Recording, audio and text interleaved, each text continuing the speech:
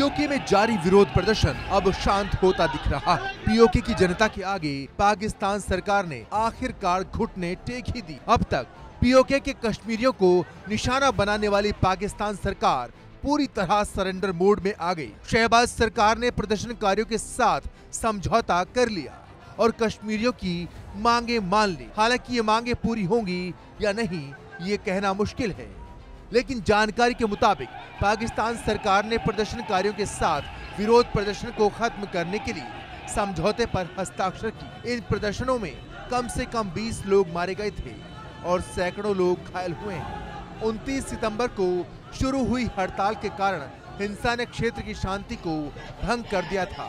ये तब हुआ जब प्रदर्शनकारियों के प्रतिनिधि निकाय जम्मू कश्मीर संयुक्त अवामी एक्शन कमेटी के अधिकारियों और नेताओं के बीच बातचीत टूट गई थी। प्रदर्शनकारियों ने अपने 38 बिंदुओं का एक ज्ञापन जारी किया था, जिसमें अधिकारियों से आग्रह किया था कि वो उन्हें स्वीकार करें, नहीं तो वो सड़कों पर उतरेंगे।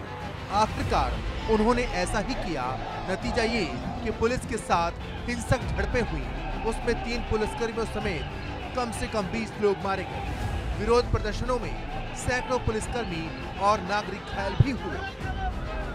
जैसे जैसे अशांति बढ़ती गई, पाकिस्तान के प्रधानमंत्री शहबाज शरीफ ने समस्या का बातचीत से हल निकालने के लिए बुधवार को एक उच्च स्तरीय प्रतिनिधि मंडल मुजफ्फराबाद भेजा।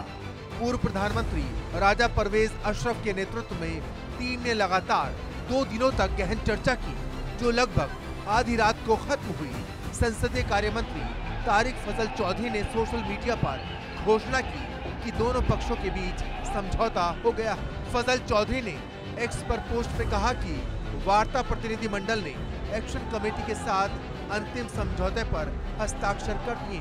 प्रदर्शनकारी अपने घरों को लौट रहे हैं। सभी सड़कें फिर से खोल दी गई हैं और ये शांति की जीत है। एक्स पोस्ट से जानकारी मिली कि 25 बिंदुओं वाले एक विस्तृत दस्तावेज पर हस्ताक्षर किए गए, जिसमें हिंसा में मारे गए लोगों के लिए मुआवजा, हिंसा और तोड़फोड़ की घटनाओं पर आतंकवाद के मामले दर्ज करना शामिल है, जिसके परिणाम स्वरूप पुलिस कर्मियों और प्रदर्शनकारियों की मौत हुई। पाकिस्तान सरकार ने पीओके के मुजफ्फराबाद और पुंछ संभागों के लिए 2 अतिरिक्त इंटरमीडिएट और माध्यमिक शिक्षा बोर्ड स्थापित करने पर भी सहमति जताई।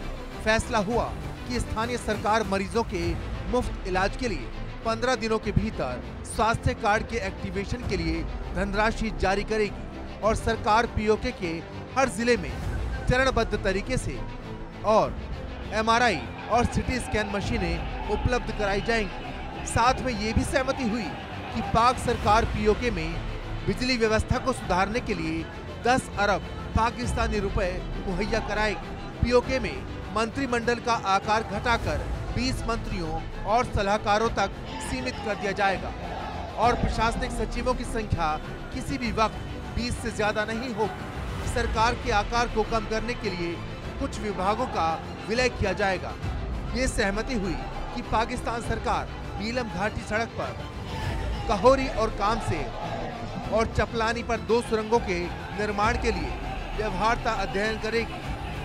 ये भी निर्णय लिया कि कानूनी और संवैधानिक विशेषज्ञों वाली एक उच्च स्तरीय समिति पीओके विधानसभा के सदस्यों के मुद्दे पर विचार विमर्श करेगी।